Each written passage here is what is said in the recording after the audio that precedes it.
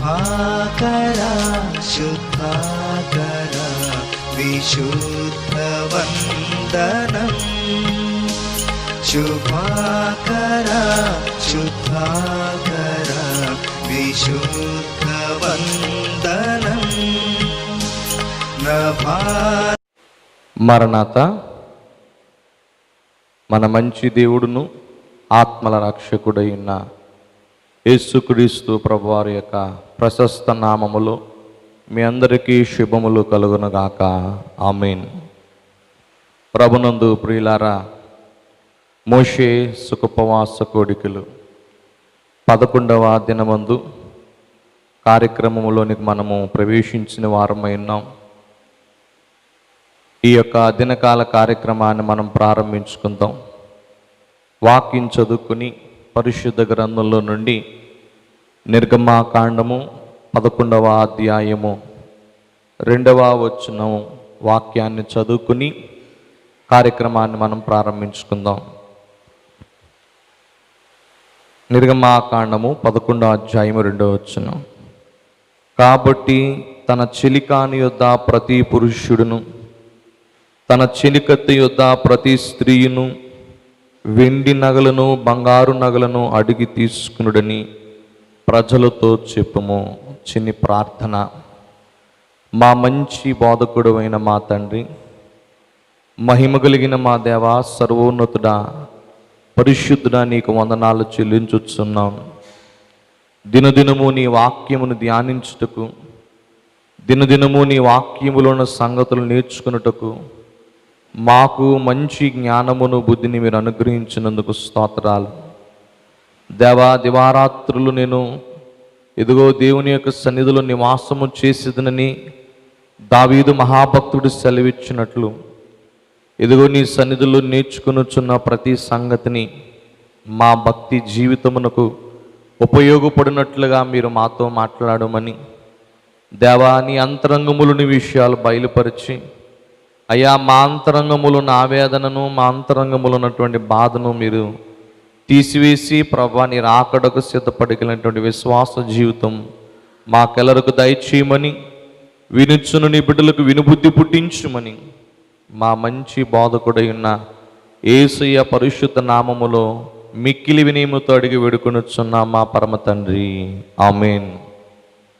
మన ప్రభు యేసుక్రీస్తు వారి యొక్క పరిపూర్ణమైన కాపుదల, ఆయన ఆత్మ నింపుదల, ఆయన పరిశుద్ధమైన మేఘమునకు సిద్ధపడగల గొప్ప విశ్వాస జీవితము మనకెల్లరకు ప్రభు దయచేయునుగాక. ఆమేన్. ప్రభునందు ప్రియులారా, ఈ దినమందు మోషే సుఖోపవాస కోడికలలో 11వ అధ్యాయములో ఉన్న సంగతులు నేర్చుకోవడానికి మనము ఆయన సముఖములో ఏకీభవించిన వారమై ఉన్నాం. ఈ 11వ అధ్యాయములో మన యొక్క వాక్యాంశము అనుగ్రహము, ఆభరణము, ఆగ్రహము. ఈ 11వ అధ్యాయములో మనకు కనబడుచున్నటువంటి సంగతులు ఏమిటి అని మనం ఆలోచన చేస్తే దేవుని యొక్క అనుగ్రహము ఇక్కడ మనకు కనబడుతుంది. దేవుని అనుగ్రహము లేనిదే ఇశ్రాయేలీల ప్రజలకు ఆభరణములనేవి వచ్చి ఉండేవి కావు. మూడవదిగా చూస్తే ఇశ్రాయేలీలను రక్షించిన దేవుడే ఐగుప్తీయుల మీద ఆగ్రహము కలిగిన వాడుగా ఈ 11వ అధ్యాయములో మనము చూస్తున్నాం. గనుక ఈ యొక్క వాక్య అంశాలు మనం వినుచుండగా ఒక చక్కటి సంగతులను మనం జ్ఞాపకం చేసుకుందాం. నిర్గమాకాండములో మనం చదువుకున్నటువంటి ఈ యొక్క వచనములో చెలికాని యొద్ద ప్రతి పురుషుడు, చెలికత్తె యొద్ద ప్రతి స్త్రీయు వెండి బంగారు నగలను అడిగి తీసుకునుడని ప్రజలతో మోషే దేవుడు చెప్పిన మాటను చెబుతున్నట్లుగా మనం చూస్తున్నాం. ప్రియమైన దేవుని పిల్లలారా, ఈ ఆలోచన దేవుడు క్రీస్తుకు పూర్వమే 400 సంవత్సరాలు అనగా ఈ యొక్క ఆలోచన దేవాతి దేవుడు 400 సంవత్సరములకు పూర్వము తన స్నేహితుడైన అబ్రాహాముతో బయలుపరిచారు. తన స్నేహితుడైన అబ్రహాముకు ఈ విషయాన్ని ఆయన తెలియచేసినట్లుగా మనం చూస్తున్నాం. ఆదికాండము 15వ అధ్యాయము 13-14 వచనాల్లో మనకు తెలిసినటువంటి వాక్య భాగము. నీ సంతతి వారు తమది కాని పరదేశమును నివసించి మిక్కిలి ఆస్తితో వారు బయలుదేరుదురు అనేటువంటి వాక్యాన్ని మరి మనం ఆదికాండము 15వ అధ్యాయం 13-14 వచనాల్లో చూస్తున్నాం. ఇక్కడ తన స్నేహితుడు అయిన అబ్రహాముకు దేవుడు బయలుపరుస్తున్నారు. యేసుక్రీస్తు ప్రభువు చెబుతున్నటువంటి మాట మనం చూస్తే మరి యోహాను సువార్త 15వ అధ్యాయము 12వ వచనం నుండి 15వ వచనం వరకు మనం చూస్తే దేవాతి దేవుడు చెబుతున్న మాట, నేను మిమ్మును ప్రేమించిన ప్రకారము మీరు ఒకరికొకడు ప్రేమించవలను అనుటయే నా ఆజ్ఞ. దేవుని యొక్క ఆజ్ఞ ఏంటంటే ఒకరినొకరు ప్రేమించుకోవటమే దేవుని యొక్క ఆజ్ఞ ఉన్నది. 14వ వచనంలో అంటున్నారు, నేను మీకు ఆజ్ఞాపించిన వాటిని చేసినలా మీరు నాకు స్నేహితులై ఉందురు. దాసుడు తన యజమానుడు చేయుదానని ఎరుగుడు గనుక ఇక మిమ్మును దాసులని పిలువక స్నేహితులని పిలుచుచున్నాను. ఎందుకనగా నేను నా తండ్రి వలన వినిన సంగతులన్నిటినీ మీకు తెలియజేసి తిని. ప్రియులారా, దాసుడు అని పిలవక మిమ్మల్ని ఏమని పిలుస్తాను అంటే స్నేహితులు అని పిలుస్తాను. ఎవరిని బట్టి వీరు స్నేహితులుగా వచ్చారు? ఐగుప్తు దేశములో ఇశ్రాయేలీల ప్రజలు దాసులుగానే కనబడుతున్నారు, బానిసలుగానే కనబడుతున్నారు. కానీ ఈ 11వ అధ్యాయములోకి వచ్చేటప్పటికి వారు స్నేహితులు వలె ఐగుప్తు ప్రజలతో మాట్లాడుతున్నట్లు మనం చూస్తున్నాం. 11వ అధ్యాయం 2వ వచనంలో, చెలికాని యొద్ద నుండి ప్రతి పురుషుడు, చెలికత్తె యొద్ద నుండి ప్రతి స్త్రీయు వెండి బంగారు నగలను అడిగి తీసుకోవాలి. ఒక దాసుడు యజమానుని అడిగితే యజమానుడు దాసునికి ఇవ్వడు. ఈ యొక్క దాసుడు యజమానుని అడిగేవి ఏంటంటే కొంత సొమ్ములు అడగటం లేదు, కానీ వారి యొక్క ఆస్తిని అడుగుతున్నారు. గనుక దేవుని యొక్క అనుగ్రహము వీరి మీద ఉంది కనుకని, దేవుని యొక్క అనుగ్రహాన్ని వీరు పొందుకున్నారు కనుకనే, దేవుని యొక్క చిత్తములో వీరున్నారు కనుకనే, దేవుని కటాక్షము వీరి మీద ఉంది కనుకనే ఈ దినాన్న దాసులు ఐగుప్తీయుల ఎడల ఎలా ఉన్నారంటే స్నేహితులు వలె ఉన్నారు. కనుక అబ్రహాము దేవునికి దాసుడు కాదు, కానీ స్నేహితుడు. కనుక అబ్రహాము గారిని బట్టి ఇశ్రాయేలీయులు కూడా దేవునికి ఏమై ఉన్నారంటే స్నేహితులై ఉన్నారు. గనుక జరగబోయే విషయాలు దేవుడు తన స్నేహితులకు బయలుపరిచేవాడు. అందుకే 400 సంవత్సరాలకు ముందే ఇశ్రాయేలీయులు పొందుకునేటువంటి మిగుల ఆస్తిని గూర్చి అబ్రహాము గారితో దేవాతి దేవుడు ప్రస్తావించినట్లు మనం చూస్తున్నాం. గనుక ఈ దినాన్న దేవుని యొక్క మహాకృప వారు పొందుకున్నట్లుగా దేవుని లేఖనాల్లో మనం చూస్తున్నాం. రెండవదిగా చూస్తే దేవుని కృపను పొందుకున్న ఇశ్రాయేలీయులు ఒక ప్రక్కనుంటే, దేవుని యొక్క హెచ్చరికను లక్ష్య పెట్టినటువంటి ఫరో ఐగుప్తీయులు మరొక ప్రక్కన మనం చూస్తున్నాం. దేవుని యొక్క హెచ్చరికను వారు లక్ష్యము చేయలేదు. దేవుడు ఎన్ని దినాలు హెచ్చరించారంటే సుమారు కొన్ని దినములు వారిని హెచ్చరిస్తూ వచ్చారు. మోషే అహరోనులను పంపి అనేక మారులు వారిని హెచ్చరించినట్లుగా 4వ అధ్యాయము నుండి ఈ 11వ అధ్యాయం వరకు మనం చూస్తూనే ఉన్నాం. గనుక ఇట్టి హెచ్చరికలను ఫరో లక్ష్య పెట్టనందువలన ఈ దినాన దేవుని యొక్క భయంకరమైన ప్రవచనాన్ని, అనగా మరి వారి యొక్క తొలి సంతానమైనటువంటి ఆ ప్రజను వారు నశించినట్లుగా దేవుని ప్రవచనాన్ని వారు వింటున్నట్లుగా ఈ దినాన్న 11వ అధ్యాయంలో మనం పరిశుద్ధ గ్రంథంలో చూస్తున్నాం. నిర్గమాకాండము 11వ అధ్యాయం 5వ వచనంలో చూస్తే, అప్పుడు సింహాసనం మీద కూర్చున్న ఫరో తొలి పిల్ల మొదలుకొని తిరగలి విసురు దాసి తొలి పిల్ల వరకు ఐగుప్తు దేశమునందలి తొలి పిల్లలందరూ చచ్చెదరు. జంతువులలోను తొలి పిల్లలన్నీ చొచ్చును. అప్పుడు ఐగుప్తు దేశమందంతటా మహాఘోష పుట్టెను. చూడండి, ఐగుప్తు దేశము మునుపెన్నడు చూడని మహాఘోష పుడుతుందని దేవుడు ప్రవచనం చెప్తున్నారు. కనుక ఎన్నిసార్లు దేవుడు హెచ్చరించినా దేవుని హెచ్చరికను లక్ష్య పెట్టనటువంటి రాజు, దేవుని యొక్క హెచ్చరికను లక్ష్య పెట్టినటువంటి ఒక జనాంగమును మనము ఈ నిర్గమాకాండములో చూస్తున్నాం. సొలొమోను మరి చక్రవర్తి గారు సామెతల గ్రంథము 29వ అధ్యాయం 1వ వచనంలో ఒక చక్కటి మాట రాస్తున్నారు. ఎన్నిసార్లు గద్దించినను లోబడని వాడు మరీ తిరుగు లేకుండా హఠాత్తుగా నాశనమగును. ఎన్నిసార్లు గద్దించినా లోబడని వాడి జీవితంలో ఏం చేస్తారంట? మరి తిరుగు లేకుండా హఠాత్తుగా నాశనమగును. ఫరో రాజుకు అనేక అవకాశాలు ఇవ్వబడ్డాయి. ఏటి నీటిని కొట్టగా రక్తం మార్చబడింది, కప్పలు వచ్చాయి, అలాగే ధూళిని కొట్టినప్పుడు పేలు వచ్చాయి, ఐగుప్తుల ఇండ్లలో ప్రదేశములు ఏగులు గుంపులు వచ్చాయి, మిక్కిలి బాధాకరమైన తెగుళ్ళు, పశువులు చచ్చాయి.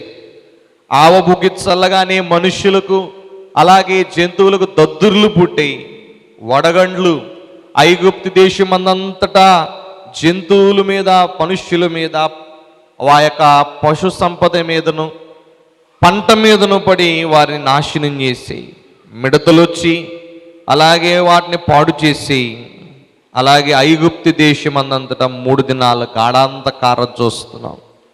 ఈరోజు 10వ తెగులు, భయంకరమైనటువంటి తెగులు, ఆ యొక్క ఇశ్రాయేలీల యొక్క విడుదల నిమిత్తమే దేవుడు ఏర్పాటు చేసినటువంటి ఒక ప్రవచనాన్ని దేవుడు ఈ దినాన్ని తెలియచేస్తున్నాడు. 10వ తెగులు, ఇదిగో తొలి పిల్లలందరూ కూడా చనిపోవటం.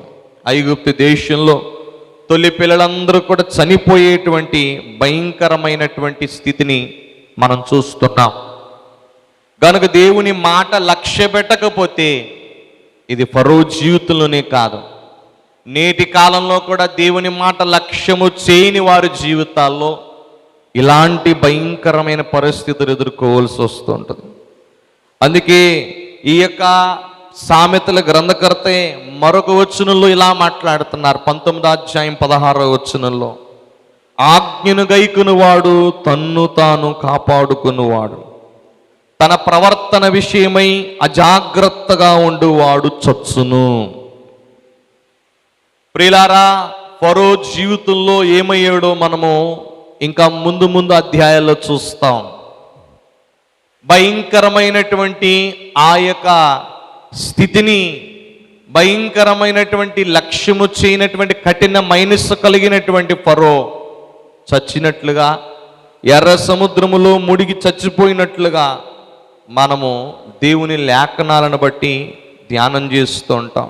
కనుక నేటి దినాల్లో మనము దేవుని యొక్క ఆజ్ఞను లక్ష్య పెట్టే వారముగా ఉండాలి. దేవుడు చేసిన హెచ్చరికలను బట్టి మనల్ని మనము సరి చేసుకోవలసిన వారి వలె ఉండాలి. దేవుని హెచ్చరికను లక్ష్యము చేయని వాడు హఠాత్తుగా చచ్చును అని దైవ గ్రంథం మనకు స్పష్టంగా తెలియచేస్తుంది. కనుక ఈరోజు దేవుని అనుగ్రహము పొందినటువంటి ఇశ్రాయేలీలు, దేవుని యొక్క కటాక్షము పొందినటువంటి ఇశ్రాయేలీలు మరి దేవుని యొక్క ప్రజలుగా, దేవుని యొక్క బిడ్డలుగా, ఆస్తిమంతులుగా వారు తయారవుతున్నట్లు మనం చూస్తున్నాం. 11వ అధ్యాయం 2వ వచనంలో దేవుని అనుగ్రహం వారికి కనబడుతుంది. దేవుని యొక్క అనుగ్రహము ఏంటి? దేవుడిచ్చిన అనుగ్రహం, అనుగ్రహము అంటే కటాక్షము. ఆయన ఇశ్రాయేలీల పక్షంగా చూపించింది కటాక్షి చూపిస్తున్నాడు. దేవుని కటాక్షం కలిగితే మన జీవితాల్లో ఏం జరుగుతుంది? దేవుని కటాక్షం మన జీవితాల్లో మన మీదకి వస్తే మనం వేటిని సంపాదించుకుంటాం? దేవుని కటాక్షం కలిగితే ఇశ్రాయేలీలు నగలు సంపాదించుకున్నారు, ఆస్తిని సంపాదించుకున్నారు. పరిశుద్ధ గ్రంథంలో ఒక 3 విషయాలు మనం జ్ఞాపకం చేసుకుందాం. దేవుని కటాక్షం కలిగితే ఆదికాండము 18వ అధ్యాయము 3వ వచనంలో మనం చూచినప్పుడు, ఆదికాండము 18వ అధ్యాయము 3వ వచనంలో చూస్తే దేవుని కటాక్షము పొందుకున్నటువంటి అబ్రహాం గారు మనకు కనబడుతున్నారు. చూడండి, 18వ అధ్యాయం 3వ వచనంలో, ప్రభువా నీ కటాక్షము నా మీదనున్న ఎడల ఇప్పుడు నీ దాసుని దాటిపోవద్దు. దేవుని కటాక్షము పొందుకున్న అబ్రహాము గారు చెప్తున్న మాట, నీ కటాక్షం నా మీద ఉంటే అయ్యా నీ దాసుని దాటిపోవద్దు. దాసుడైన అబ్రహాముతో దేవుడు స్నేహితుని వలె అనేక విషయాలు తెలియచేశారు. గనుక ఇప్పుడు దేవుని బ్రతిమలాడే విషయంలో దాటిపోవద్దు, నీ కటాక్షం నా మీద ఉంచి ప్రార్థన చేస్తున్నారు అబ్రహాము గారు. దేవుని కటాక్షమే మనతో ఉంటే అబ్రహాము గారి ఇంటికి దేవుడు వచ్చి ఏం చేశారంటే భోజనం చేశారు.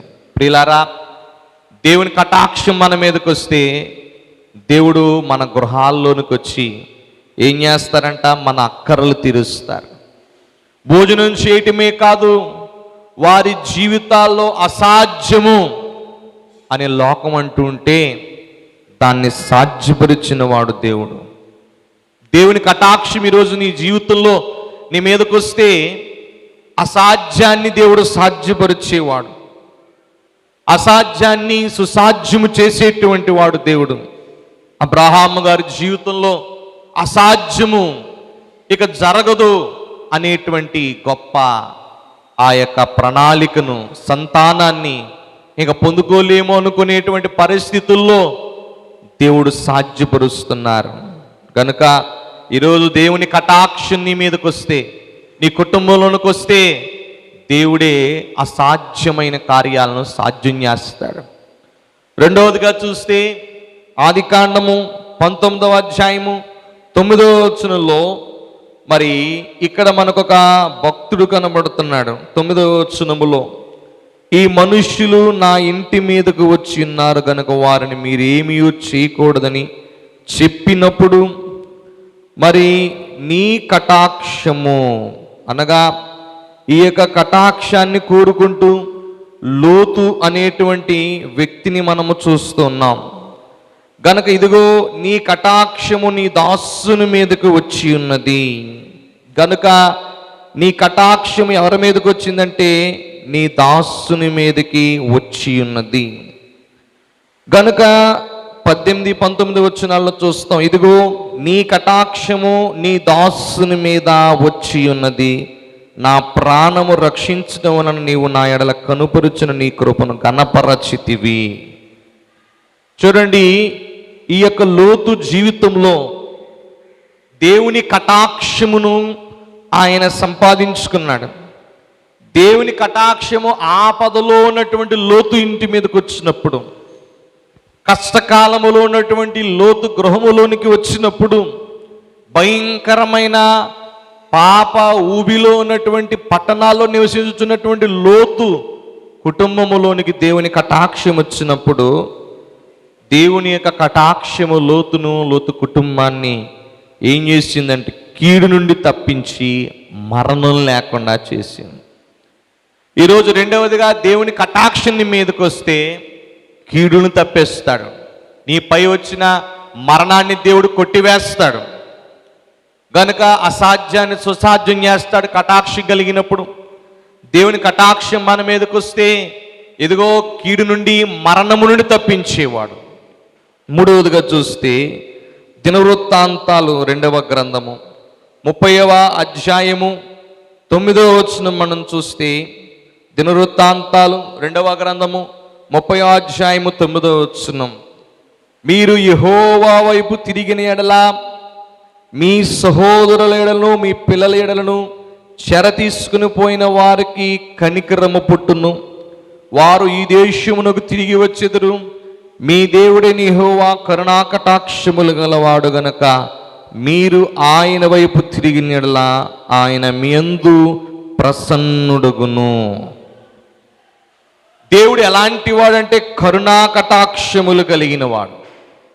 ఆయన కరుణా కటాక్షములు కలిగిన వాడు గనుక ఎవరైతే దేవుని వైపు తిరుగుతారో, దేవుని యొక్క కటాక్షాన్ని పొందుకుంటారో ఆయనను ప్రసన్నతను సంపాదించుకుంటారు.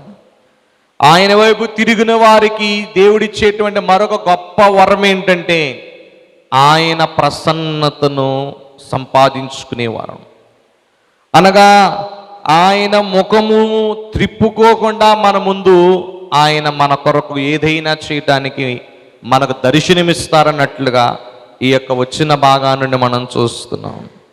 కనుక దేవుడు మన జీవితాల్లో ఆయన అనుగ్రహాన్ని మనం పొందుకున్నప్పుడు, లేక ఆయన కటాక్షాన్ని పొందుకున్నప్పుడు దేవుడు ఏదైనా మన జీవితాల్లో జరిగిస్తారు. అందుకే దైవజనులు దేవదాసయ్య గారు మన జీవితాల్లో మనము మనోనిధానం కలిగి ఉంటే ఏం చేస్తామంట, మనవులు సిద్ధముగా సిద్ధించునన్నారు. గనక మనోవిచారం కలిగి ఉంటే మనవులు మంట కలిసిపోతాయి అన్నారు. చక్కటి కీర్తన దైవజనుడు రాసిన వారై ఉన్నారు. మనోనిదానము కలిగియుండిన మనవులు సిద్ధముగా సిద్ధించు. మనోనిదానము కలిగియుండిన మనవులు సిద్ధముగా సిద్ధించు. మనోవిచారము వలన మనవులు, మనోవిచారము వలన మనవులు మంటను కలిసి నశించు. మంటను కలిసి నశించు. మనో విచారము కూడదు నీకు, మహిమతలంపులే కావలెను. చూడండి, మనోనిదానము కలిగి దేవుని సన్నిధిలో మనం ఏదడిగినా దేవుడు మనవులు సిద్ధిస్తాడు. కానీ మనోవిచారంతో వచ్చి మనవులు అడిగితే మనవుల మంటను కలిసిపోతాయి అన్నారు దైవజనులు. కనుక ఈరోజు ఇశ్రాయేలీయులు అడిగింది మనోనిదానము కలిగి వారు అడిగారు. వారి జీవితాల్లో దేవుని కటాక్షాన్ని సంపాదించుకున్నారు. ఈరోజు నీ జీవితాల్లో కూడా దేవుని కటాక్షము అనుగ్రహాన్ని నువ్వు పొందుకోవాలంటే మనోనిదానము కలిగి ఆయన సన్నిధిలో అడగవలసిన వారమై ఉన్నాం. రెండవదిగా చూస్తే ఆభరణము. ఆభరణము అనగా ఇశ్రాయేలీయులు దేవుని కటాక్షాన్ని అనుగ్రహాన్ని పొందుకోగా వారికి వచ్చిన బహుమానం ఏంటంటే ఆభరణములు. ఏంటి ఆభరణములు అంటే వెండి బంగారు నగలు. ఏమండి, వెండి బంగారు నగలు వారు ఐగుప్తీయుల యొద్దకు వెళ్ళి వారు తీసుకున్నట్లుగా మనం చూస్తున్నాం. నిజానికి ఇశ్రాయేలీయులు ఐగుప్తీయుల దగ్గరికి వెళ్ళి వెండి బంగారు నగలు అడిగిన వెంటనే వారు ఇచ్చేస్తారా అనే ఆలోచన వారు కలిగి ఉండాలి. కానీ దేవుడు చెప్పాడు కనుక దేవుని మాట పట్టుకుని వారు వెళ్ళి ఎప్పుడైతే ఇశ్రాయేలీయులు ఐగుప్తీయులను అడిగారో వారు చొరవ కలిగి అడిగినప్పుడు, వారు చనువు కలిగి అడిగినప్పుడు వారు ఇవ్వము అనకుండా స్నేహితులకు ఇచ్చినట్లుగా, ఏదో వారి సొంత వస్తువులను వారికి ఇచ్చినట్లుగా వారు వారి వెండి బంగారు నగలను తీసుకుని వెళ్ళారు. ఇక్కడ దైవజనులు దేవదాసయ్య గారు ఒక చక్కటి మాట అన్నారు. ఏంటంటే దేవుడు లేని చోటనే పుట్టిస్తాడు అన్నారు. అంటే దేవుడు లేని చోటనే పుట్టిస్తాడు. వారి మీద వీరికి ఏం లేదంటే ప్రేమ లేదు. ఇశ్రాయేలీలంటే భయంకరమైనటువంటి కోపం, ఇశ్రాయేలీలంటే భయంకరమైనటువంటి వ్యతిరేకత, ఇశ్రాయేల్ అంటే భయంకరమైనటువంటి నీచమైన అసహ్యమైన స్థితి. ఐగుప్తీయులకు. కనుక లేని చోటే పుట్టించాడు, వాళ్ళలో ప్రేమ పుట్టించారు. లేదు అనకుండా వారన్నీ ఇచ్చివేశారు. ఎందుకంటే ఐగుప్తీయులకు దేవుడు కటాక్షం కలుగజేశాడు ఇశ్రాయేలుల పక్షంగా. గనుక దేవుడు ఏదైతే మరి ఇశ్రాయేలులకు ఇవ్వాలనుకుంటున్నాడో ఈరోజు వారికి ఆభరణములను దేవుడు ఇస్తున్నాడు. ఇలా చొరవ కలిగి ఎవరైతే అడుగుతారో వారే పెండ్లి కుమార్తె సంఘము అన్నారు దైవజనులు.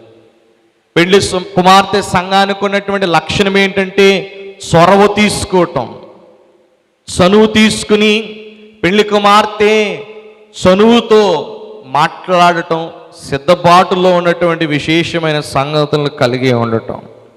కనుక ఇశ్రాయేలీయుల యొక్క జీవితాల్లో ఆ చొరవ ఉంది కనుకనే దేవుడు చెప్పగా దేవుని అనుగ్రహాన్ని బట్టి వారు వెళ్ళి ఆభరణములు తెచ్చుకున్నారు. ఇంకొకటి ఏంటంటే వీరు చాలా గడుసైన వారు.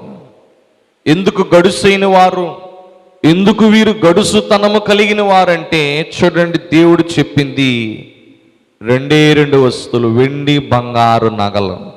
కానీ వీరెళ్ళి తెచ్చుకుంది నిర్గమాకాండము 12వ అధ్యాయము 35వ వచనంలో మనం చూస్తే, నిర్గమాకాండం 12వ అధ్యాయం 35వ వచనం, ఇశ్రాయేలీయులు మోషే మాట చొప్పున చేసి ఐగుప్తీయుల యొద్ద వెండి నగలను, బంగారు నగలను, వస్త్రములను అడిగి తీసుకుని. చూడండి, వారు వెండి బంగారు నగలే కాదు వస్త్రములను కూడా అడిగి తీసుకున్నారు. అంటే దేవుని యొక్క మరి కటాక్షముందు గనుక, వాళ్ళు చొరవగలిగిన వారు, చనువు కలిగిన వారు గనుక ఏం చేశారంట, వెండి బంగారు నగలే కాదు వస్త్రాలు కూడా అడిగి తీసుకున్నట్లుగా దేవుని పరిశుద్ధ లేఖనాల్లో మనం చూస్తున్నాం. గనుక ఆభరణములు వారు ఎందుకు తీసుకున్నారంటే వారి కష్టానికి దేవుడు జీతం ఇచ్చాడు. 400 సంవత్సరాలు వారి యొక్క బానిసత్వాన్ని, వారి శ్రమను, వారి యొక్క రక్తాన్ని, వారి చెమటను దోచుకున్నటువంటి ఫరో ఐగుప్తీయులు, దేవుడు వారికి ఈ దినాన్న జీతం ఇస్తున్నట్లుగా మనం చూస్తున్నాం. దేవుడు మోషేనే తన తల్లికి జీతం ఇచ్చి పెంచాడు.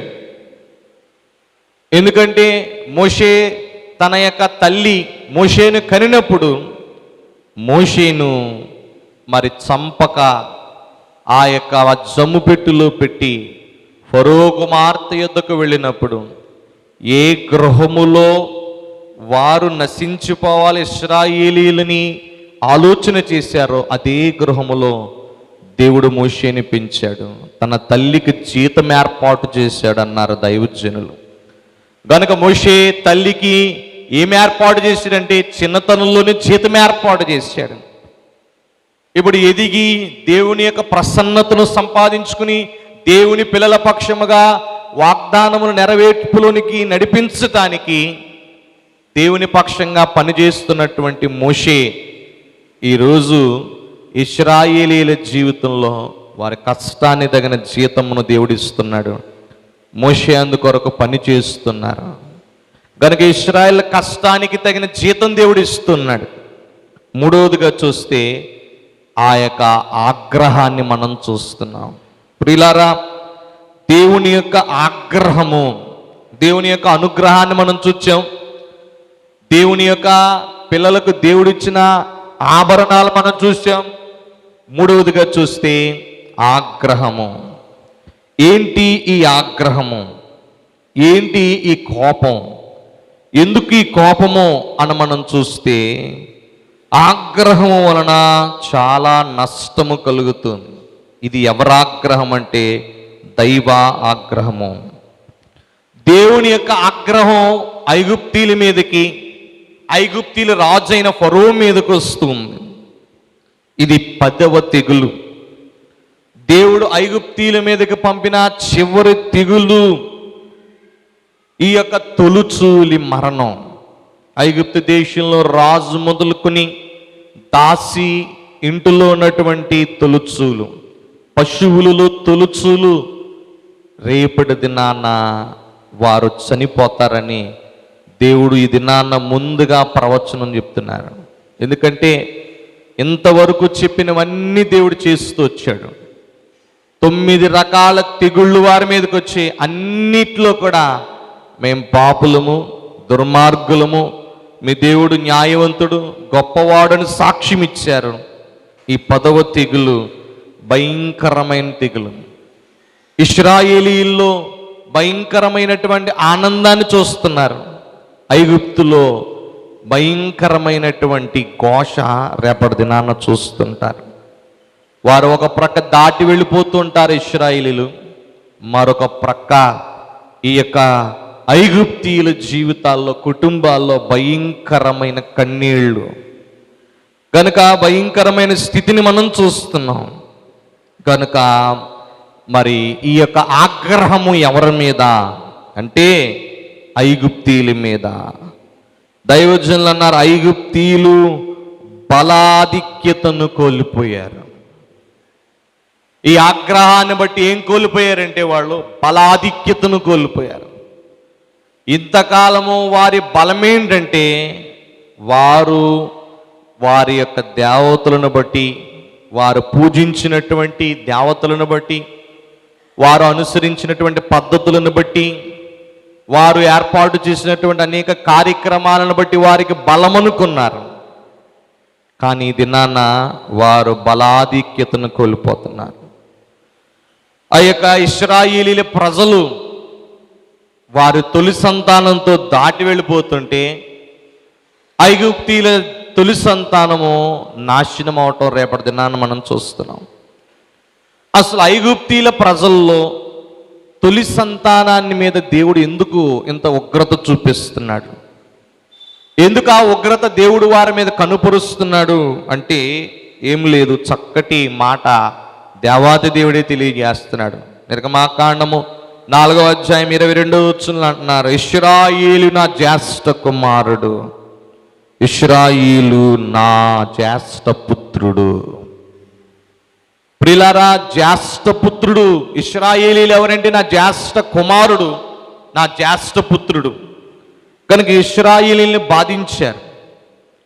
ఇశ్రాయేలీల బిడ్డలను, ఇదిగో మగ బిడ్డలందరినీ కూడా హతము చేశారు. అప్పుడు ఇశ్రాయేలు ఎంత ఘోషించారు, ఇశ్రాయేలు ఎంత బాధపడ్డారు, ఎంత యాతన అనుభవించారు. అందుకే ఈ దినాల్లో వారు చేసినటువంటి కీడు వారి మీదకే మరలా తిరిగి వస్తుంది. కనుక ఈ యొక్క ఇశ్రాయేలీల జీవితాల్లో ఎంత యాతన అనుభవించారో, ఎంత ఘోష అనుభవించారో, ఎంత బాధ వాళ్ళు అనుభవించారో ఐగుప్తీయులు కూడా ఈ యొక్క 11వ అధ్యాయంలో దేవుడు ప్రవచనం చెప్తున్నాడు. రేపటి దినమందు ఐగుప్తు దేశమా నీకు మహాఘోష పుట్టును. కనుక దేవుని యొక్క ప్రజలైన వారు వారి యొక్క సంతానాన్ని తీసుకుని ఐగుప్తును దాటుతుండగా ఐగుప్తీయులు భయంకరమైన ఘోషలో వారు అనుభవిస్తున్నారు. ఎందుకంటే వారి యొక్క పిల్లలకు భయంకరమైన మరణం. 10వ తెగులు మనం చూస్తే ఈ 10వ తెగులు తొలుచూలు మరణం. ఎందుకు తొలుచూలు మరణం అంటే ఐగుప్తీయుల ప్రజలు తమ సంతానాన్ని రకరకాల దేవతల మరి పేర్లు పెట్టి ప్రతిష్ఠించి పిల్లలను వారంట ఆ పేర్లతో పిలుచుకుంటూ ఐగుప్తీయుల ప్రజలు వారి యొక్క తొలి సంతానాన్ని ఐగుప్తి దేవతలకు వారు ప్రతిష్ఠించుకుని చాలా ఘనముగా వారిని ప్రేమిస్తుండేవారు. కనుక ఆ యొక్క ఐగుప్తు దేవతలందరికీ వ్యతిరేకంగా దేవుడు ప్రకటించినటువంటి ఒక భయంకరమైన తీర్పు రేపటి దినాన్ని మనం చూస్తున్నాం. ఐగుప్తు దేవతలందరికీ భయంకరమైనటువంటి ఒక తీర్పుని దేవుడు ప్రకటిస్తున్నాడు. నా ప్రజలను మీరు నాశనం చేశారు. ఎందుకంటే సాతాను ఉద్దేశము ఇశ్రాయేలీయుల నుండి రక్షకుడైనటువంటి యేసుక్రీస్తు ప్రభువారు ఈ లోకానికి రావాల్సి ఉంది. కనుక ఇశ్రాయేలీయుల్లో ఉన్నటువంటి ప్రతి జ్యేష్ఠపుత్రుని నాశనం చేసుకుంటూ వచ్చాడు. బైబిల్ గ్రంథంలో మనం చూసుకుంటూ వెళితే ఆదాము కుమారులు కయీను, హేబెల్. కయీను దేశదిమ్మరం చేశాడు, హేబెల్ని చంపాడు. యాషావు యాకోబు జీవితంలో చూస్తే యాషావు భయంకరమైన తిండిపోతూ, యాకోబు మరి మోసగాడిగా తన ఇంట్లో నుంచి పంపించాడు, కానీ ఇశ్రాయేలుగా దేవుడు ఆశీర్వదించాడు. ఇలా పరిశుద్ధ గ్రంథాల్లో ఒక్కొక్కరిని కూడా పాడు చేసుకుంటూ వచ్చాడు. ఎందుచేత అంటే దేవుని ఏర్పాట్లో నుండి యేసుక్రీస్తు ప్రభు ఈ లోకానికి రాకూడదని. కనుకనే వాడు పన్నిన పన్నాగానికి దేవుడి దినాన్న ఏం పెడుతున్నారంటే చెక్ పెడుతున్నారు. వాడి ఆలోచనలకు దేవుడు ఫుల్ స్టాప్ పెడుతున్నారు. నువ్వెన్ని మరి ఎత్తులు వేసిన అన్ని ఎత్తులకు కూడా ఈ దినాన్న మరి ఫుల్ స్టాప్ పెట్టడానికి నా యొక్క బాహుబలము చేత, నీ బలాధిక్యతను నువ్వెంత చూపించినా నా బలము ఎందుకు పనికిరాని బలమని దేవుడు ఆగ్రహముతో ఈ దినాన్న ఈ కార్యాన్ని జరిగిస్తున్నారు. కనుక ఈరోజు దేవుని జ్యేష్ఠపుత్రులుగా ఇశ్రాయేలీయులు ఐగుప్తుని దాటుతున్నారు. ఈరోజు మనం కూడా జ్యేష్ఠుల సంఘముగా తయారైతేనే దేవుని యొక్క రాకడలో ఆయన మేఘము అందుకోగలం. దేవుని యొక్క సంఘముగా మనం సిద్ధపడాలంటే జ్యేష్ఠుల వరసలోనికి మనం రావాలి. జ్యేష్ఠుల వరసలోకి వచ్చిన వారిని దేవుడు తన మహిమగల అంతస్తుకు సిద్ధపరుస్తారు. కనుక జ్యేష్ఠుల సంఘమే దేవుని యొక్క ఏర్పాటు సంఘం. జ్యేష్ఠుల సంఘమే దేవుని యొక్క పెండ్లి కుమార్తె సంఘం. కనుక అలాంటి జ్యేష్ఠుల సంఘముగా ఇశ్రాయేలీని జ్యేష్ఠపుత్రుడిని దేవుడు పిలిచి వారిని విడిపించి నడిపిస్తున్నాడు. గనుక ఇశ్రాయేలీల పక్షంగా ఇదిగో ఎంత క్రూరత్వాన్ని చూపించిన ఐగుప్తీయుల జీవితాల్లో ఈరోజు భయంకరమైన కాలరాత్రిగా మిగిలిపోతుంది. ఎందుకంటే వాళ్ళ యొక్క ఘోష వారి దేశములో ఇంతవరకు కూడా వారు ఎరుగునటువంటి ఘోష. పశువుల్లో తొలి సంతానం, దాసీలలో తొలి సంతానం, రాజు యుద్ధ నుండి, రాజుగారి ఇంటి దగ్గర నుండి కన్నీళ్లు ప్రారంభమైతే సుమారు ఆ యొక్క దాసి ఇంటి వరకు ఆ కన్నీళ్లు వినబడుతూనే ఉంటాయి. కనుక ఎంత గొప్ప ఆగ్రహం, ఎందుకంటే దేవుని పిల్లల మీద వారు పెట్టినటువంటి కఠినమైన పరిస్థితులను బట్టి. కనుక ఈరోజు మనం 3 విషయాలు నేర్చుకున్నాం. 1 అనుగ్రహము, 2 ఆభరణము, 3 ఆగ్రహము. ప్రియులారా, దేవుని అనుగ్రహాన్ని మనం సంపాదించుకునేవారుగా, దేవుని యొక్క ఆత్మీయ ఆభరణాలు మనం సంపాదించుకునేవారుగా, దేవుని ఆగ్రహానికి మనము లోను కాక, లోబడనులని ప్రజలారా మీకు శ్రమ అన్నాడు. అలాగూ ఆగ్రహానికి లోను కాకుండా దేవుని యొక్క అనుగ్రహము చేత ఆత్మీయమైన వరాలు అనేటువంటి ఆభరణాలు మనము ధరించుకుని దేవుని యొక్క ఆధిక్యతను సంపాదించుకునే భాగ్యము ఈ కొద్ది మాటల ద్వారా ప్రభువు మనకెల్లరకు దయచేయునుగాక. ఆమేన్. ప్రార్థన చేసుకుందాం. మహాపరిశుద్ధుడా, సర్వోన్నతుడా, సర్వాధికారి, నీకు అనేక వందనాలు. ఇశ్రాయేలీల మీద నువ్వు చూపిన కటాక్షము, ఇశ్రాయేలీలకు ఇచ్చిన ఆభరణాలు, ఇశ్రాయేలీల పక్షంగా చూపిన ఆగ్రహాన్ని గూర్చి రోజు మేము నేర్చుకున్నాం ప్రభా. మా జీవితాల్లో కూడా నీ అనుగ్రహాన్ని ఎప్పటికీ మేము విడిచిపెట్టక, అయ్యా నీవిచ్చే ఆత్మీయమైన ఆభరణాలు మేము ధరించుకుని పెండ్లి కుమార్తె యొక్క ఆధిక్యతను సంపాదించుకునే భాగ్యం మాకెల్లరికి అందించుమని, ఈ మాటల ద్వారా మమ్మల్ని అందరిని ఆదరించుమని, మమ్మలను నిత్యము ప్రేమించి నీ కటాక్షము చేత మమ్మల్ని బలపరిచి నడిపించుచున్న మా తండ్రి అయిన యేసుక్రీస్తు ప్రభువారి నామములు అడిగి వేడుకొనుచున్నాం మా పరమ తండ్రి. ఆమేన్. అందరికీ మరణాత.